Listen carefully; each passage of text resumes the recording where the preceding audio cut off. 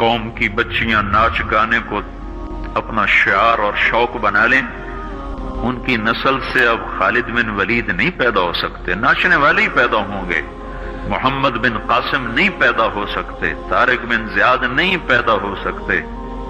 مجھے صلاح الدین یاد آیا اور میں بہت رویا۔ وہ بھی کسی ماں کا جنا ہی ہوا تھا۔ اس کے زمانے میں کرک، ایک ہمارے پاکستان میں کرک ہے، ایک اردن میں کرک ہے، اونچی پہاڑی پر وہ شہر ہے اور بڑا دشوار قلعہ ہے۔ اس پر ایک حکمران تھا عیسائی، اس کا نام تھا ریجنالڈ۔ تو کرک کے قریب سے قافلے گزرتے تھے حج کے، تو اس نے ایک دفعہ حاجیوں کے قافلے پہ حملہ کیا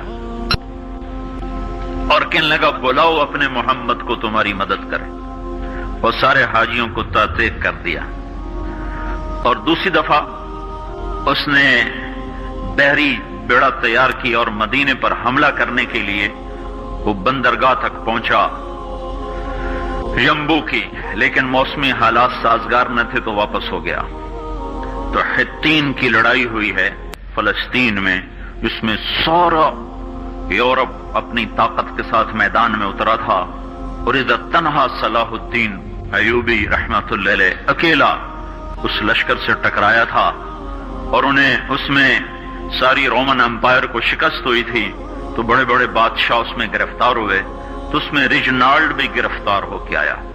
تو کوئی 12 بادشاہ تھے ریاستوں کے جو سامنے اس کے پیش کیے گئے، تو پیاس کی شدت سے سب کا برا حال تھا، تو صلاح الدین نے سب کو پانی پیش کیا، ریجنالڈ کو نہیں پیش کیا۔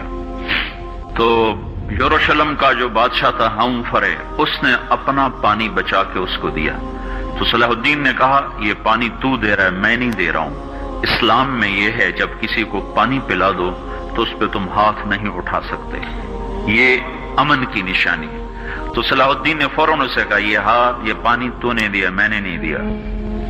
تو پھر انہوں نے ریجنالڈ کو اسلام کی دعوت دی کہ تو مسلمان ہو جا، میں تجھے دعوت دیتا ہوں۔ اس نے انکار کر دیا، کہا میں نہیں ہوتا۔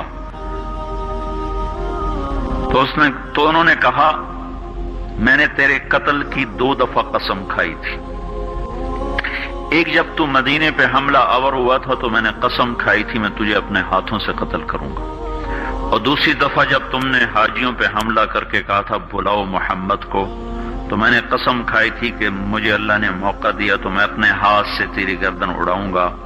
آج محمد کا ادنا غلام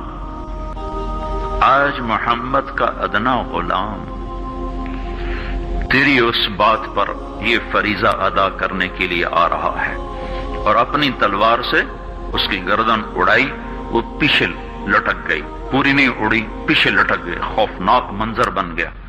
تو سارے بادشاہوں پہ کپ کپی طاری ہو گئی۔ تو صلاح الدین فرمانے لگے ہمارے مذہب میں یہ نہیں ہے، بادشاہوں کے ساتھ ہم بادشاہوں جیسا ہی سلوک کرتے ہیں، پر یہ حدود سے آگے چلا گیا تھا۔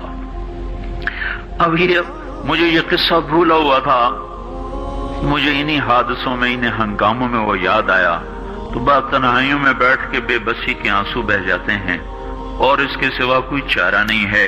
ہماری ساری نسل موسیقی میں ڈوب چکی ہے، جو بدن سرتال پہ تھرکتے ہوں، جو بدن موسیقی کے اوپر ہلتے ہوں، رقص میں آتے ہوں، ان پہ کانٹے ہی اگیں گے، ان پہ صلاح الدین کا پھول نہیں اگ سکتا، ان میں محمد بن قاسم کے پھول نہیں اگ سکتے۔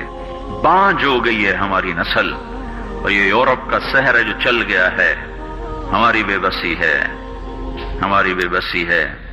میں تو بس منت ہی کروں گا اپنے آپ کو پہچانو، اپنی ہستی حیثیت کو پہچانو، اپنی نسبت بدلو۔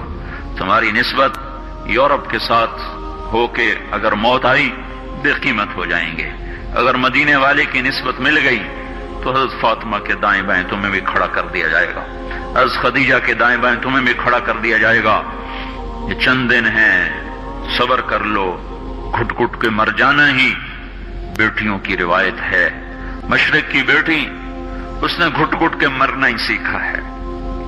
ہاں، یہ آزادی، یہ آوارگی، یہ مغرب کی عورت کا خاصہ ہے۔ اور 18ویں صدی تک مغرب میں بھی کوئی عورت ایسے ننگی نہ تھی، اور گھر کی زندگی تھی۔